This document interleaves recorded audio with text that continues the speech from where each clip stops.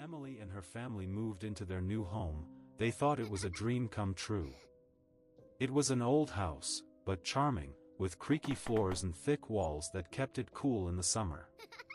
But from the first night, Emily couldn't sleep. There was a noise, a soft, scraping sound, coming from the walls. She convinced herself it was just the house settling, but deep down, something felt off. During the day, everything seemed normal. But at night, when the house was still, the scratching returned. Emily tried to ignore it, but each night it grew more persistent. She told her husband, but he brushed it off, saying it was probably mice. So, Emily called an exterminator. "There's no sign of pests," he said. "Maybe it's just old pipes or the wind." But Emily wasn't convinced. The sound wasn't random. It was deliberate, like someone, or something, was trying to get out. One night, the noise became unbearable.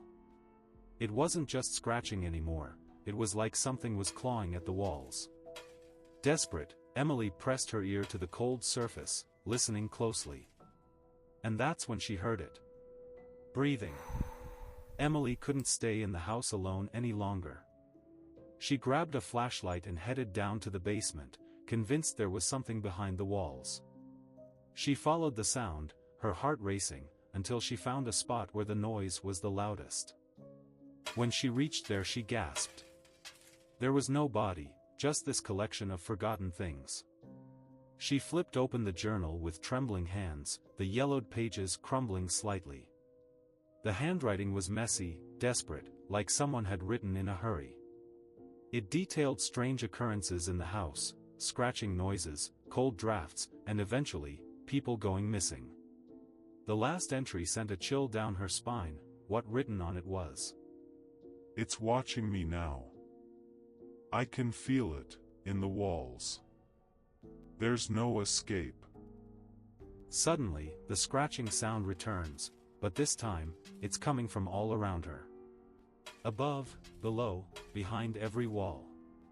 And then she sees it, a slow, deliberate movement under the wallpaper, as if something is crawling beneath the surface, pressing against it from the inside. The wallpaper starts to bulge outward, like something is trying to break through. The scratching intensifies, becoming frantic, as cracks form along the wall's surface. Emily stumbles back, dropping the journal. Whatever was in the walls, it was real. And it was coming for her. Before she can react, the walls burst open, the force throwing her back. She screams, but it's too late. The last thing she sees is the wallpaper peeling back, revealing dark, elongated fingers reaching for her from within. Emily's scream echoes.